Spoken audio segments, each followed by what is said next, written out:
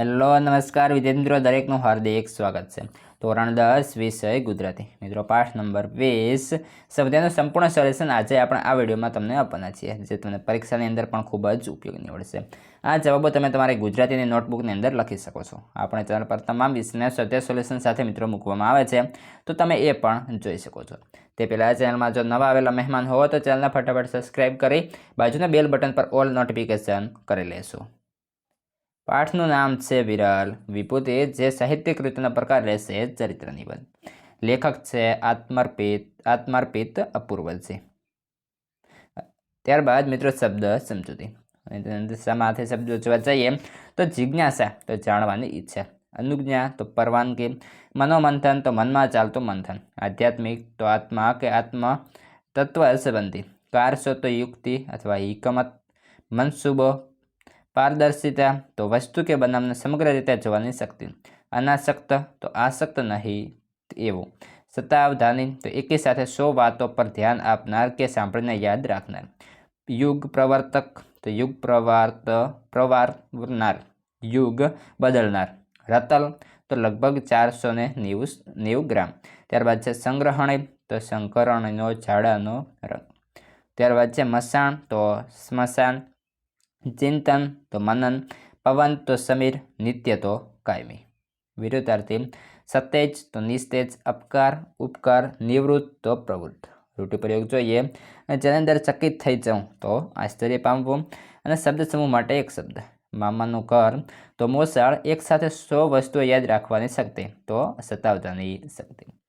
જે અંદર વિકલ્પો આપણે જોઈએ, સૌપ્રથમ આપેલા છે. વિકલ્પ નંબર 1, મહાત્મા ગાંધીના આધ્યાત્મિક માર્ગદર્શક કોણ હતા? તો શ્રીમદ રાજચંદ્ર. બીજા નંબર છે મનુષ્ય દેહ શાના જેવો છે? તો મનુષ્ય દેહ એ છાશ જેવો છે. ત્યારબાદ છે ત્રીજા નંબરે શ્રીમદ રાજચંદ્રે લખેલો તત્વજ્ઞાનથી ભરપૂર ચિંતન ગ્રંથ કયો છે? તો મોક્ષમાળા. જોઈએ આગળ. પ્રશ્ન 2, નીચેના પ્રશ્નના એક એક વાક્યમાં ઉત્તર આપો. પહેલો પ્રશ્ન છે સતાવધાની શક્તિ એટલે શું? તો એક સાથે 100 વસ્તુઓ ભૂલ વિના ક્રમમાં યાદ રાખવાની શક્તિ એટલે સતાવધાની શક્તિ. પ્રશ્ન 2, મનુષ્ય આત્મા શેના જેવો છે? તો મનુષ્ય આત્મા મૂલ્યવાન મનુષ્ય આત્મા જેવો છે. પ્રશ્ન 3, નીચેના પ્રશ્નના 2-3 વાક્યોમાં જવાબ આપો. પહેલો પ્રશ્ન છે શ્રીમદ રાજચંદ્રની સ્મરણ શક્તિ અસાધારણ હતી એમ શા પરથી કહેશું? સામાન્ય વિદ્યાર્થીઓને 7 ચોપડીનું શિક્ષણ પૂરું કરતાં 7 વર્ષ લાગે, એ તેમણે માત્ર 2 જ વર્ષમાં પૂરું કરી નાખ્યું હતું. શ્રીમદ રાજચંદ્રની બુદ્ધિ સતેજ હોવાને કારણે તેઓ જે વાંચતા ભણતા તે બધું તેમને આપોઆપ યાદ રહી જતું.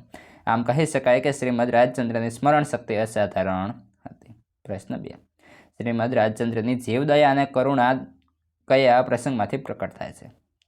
તો કે તેમનામાં જીવદયા અને કરુણા હતા, એ આ પ્રસંગમાંથી પ્રકટ થાય છે.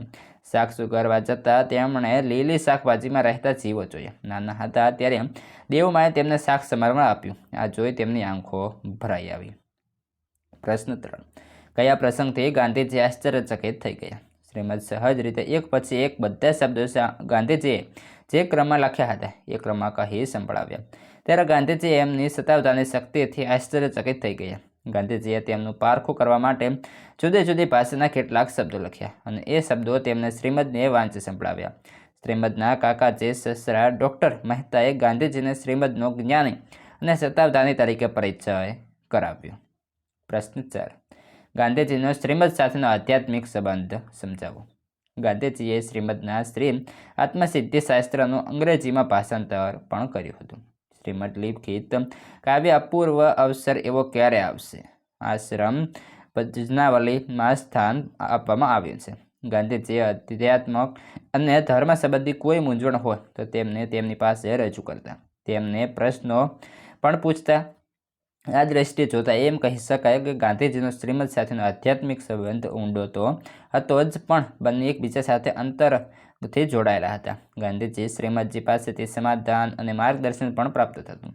તેમની પ્રેરણાથી ગાંધીજી અહિંસા, હિંસા, બ્રહ્મચર્ય, અભય વગેરે જેવા ગુણોનો વિકાસ થયો હતો. શ્રીમદની સ્મરણ શક્તિ, બહોળું શાસ્ત્ર જ્ઞાન અને શુદ્ધ ચરિત્રથી ગાંધીજી એવા પ્રભાવિત થયા કે તેમના અનુરાગી બની ગયા. આથી ગાંધીજીનો આધ્યાત્મિક સાથેનો સંબંધ બહુ ઊંડો હતો. મિત્રો આ હતું તમારું સૌથી સોલ્યુશન. હવે આગળનું સૌથી સોલ્યુશન તમને આ વિડીયોના ડિસ્ક્રિપ્શનમાંથી મળી જશે. તમારા મિત્રોને પણ શેર કરતા રહેશો.